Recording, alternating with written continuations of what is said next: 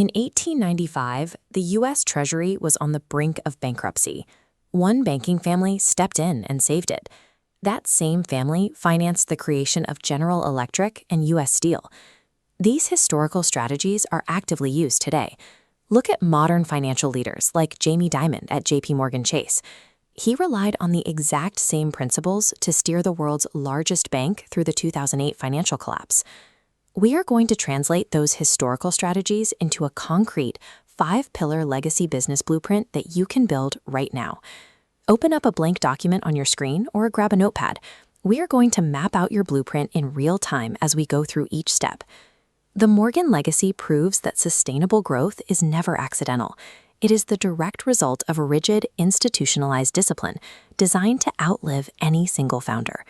Step 1 starts with the patriarch himself, J.P. Morgan.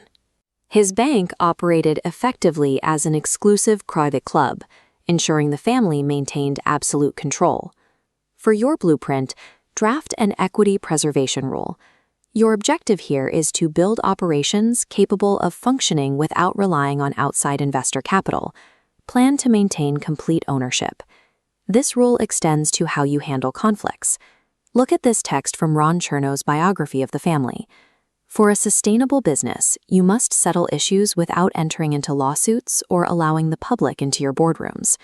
True control over a company's destiny is only achieved when leadership completely insulates itself from public panic and external shareholder demands.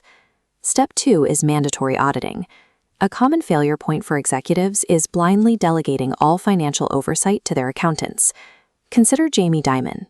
Before becoming CEO of JPMorgan Chase, he built his reputation by personally tearing through balance sheets and building financial models faster and more efficiently than anyone else around him.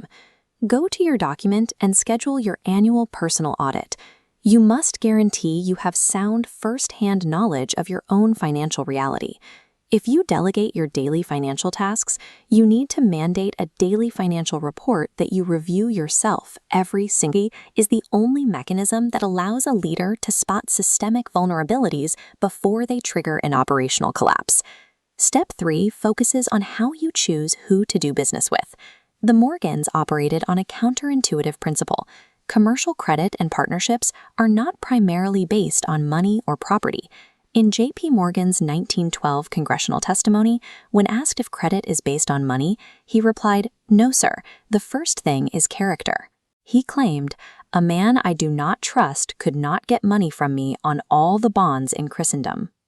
This century-old banking rule translates directly to how modern businesses should operate.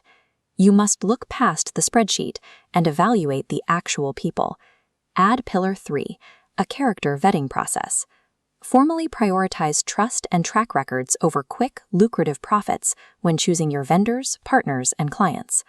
Vetting for character is the ultimate risk management tool. It mitigates hidden human liabilities that financial spreadsheets simply cannot measure. Step 4 deals with economic crisis.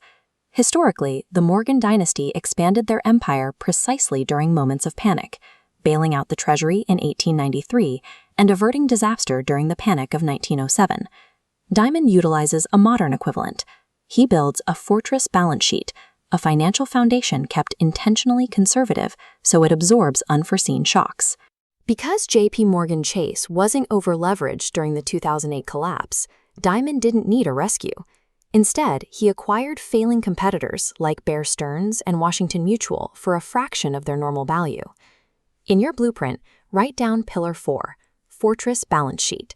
Identify areas where your business is currently over-leveraged and mandate a capital buffer strategy to keep your cash reserves high. Underneath that, draft an actionable list of opportunistic targets. Note the competitors, real estate, or top talent you want to acquire during an economic downturn. An economic crisis destroys over-leveraged businesses, but it serves as a massive clearance sale for those operating from a fortress balance sheet. The final step ensures your blueprint outlives you. A legacy requires relentless, formalized communication to transfer market intelligence across generations. Look at how Junius Morgan trained his son, J.P. Morgan. They maintained strict twice-weekly transatlantic correspondence for 31 years to pass down market intelligence. For Pillar 5, add generational succession. Schedule regular, formalized communication with your own successors to pass down your business philosophy. This chart shows a systematic investment plan, or SIP. It is a practical financial vehicle designed to weather market ups and downs for future generations, establishing steady upward growth and reducing your average cost of acquisition over time. A business only transcends into a true legacy if both its capital and its guiding philosophy survive the departure of its founder. You have now successfully drafted a complete legacy business blueprint modeled on the world's most successful banking dynasty. You have your 5 pillars: private ownership, personal auditing, character vetting, crisis expansion, and succession planning. Adopting this blueprint is not a quick fix. Wealth creation takes time, extreme commitment, and patience. Now it is time to act. Execute step 2 right now. Open your books and review your daily financial report. Empires are built in the daily details.